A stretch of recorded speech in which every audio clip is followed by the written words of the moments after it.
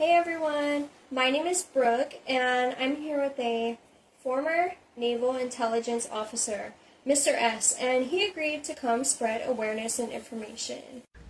Well, you all heard it. Mr. S here was a former Navy intelligence officer with top secret security clearance, and he left the U.S. because of what he found out while serving. Listen to this. So, there are a few questions I would like to ask you. Sure.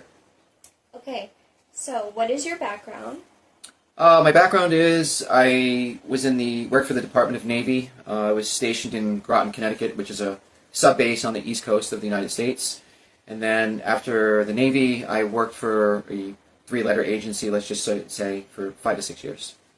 Okay, that's really interesting and very impressive. I was wondering, do you still live in the United States? No, I left the United States. Really? Yeah. Why did you leave the U.S.? Well, I left the United States because of the knowledge that I have and the information that I have. And what would that be? Well, I think it's important for the American people to finally hear the truth. There's so many videos and so much misinformation out there. I think they really need to know what's going on in their own country. And I left the United States personally because of many reasons, but one of the main reasons was it's going through what we can say is a rehabilitation, an economic rehabilitation that's going to probably hurt a lot of people.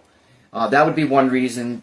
The next reason would be that if you haven't noticed, the United States has not put any money into their infrastructure. Right. Right? They're not fixing the roads. They're not fixing the bridges. Right. It just seems to me like even our power grid, there's no money being invested into the country as far as our infrastructure. I agree. Well, there's a good reason for that. You look at some of these other Asian countries, and even you look at China, it's all brand new. They put money into their infrastructure, et cetera, et cetera. Well, unfortunately, what people don't know is if you notice right now, there's a lot of bad weather going on in the United States. Yeah. You've got tornadoes and floods and very unusual weather.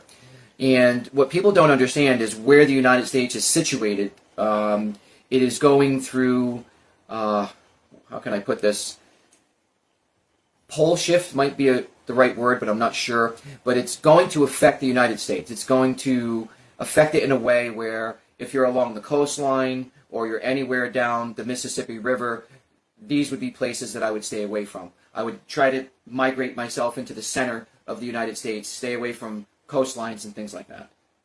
Okay. It's going to be a lot of changes that are going to come to the U.S.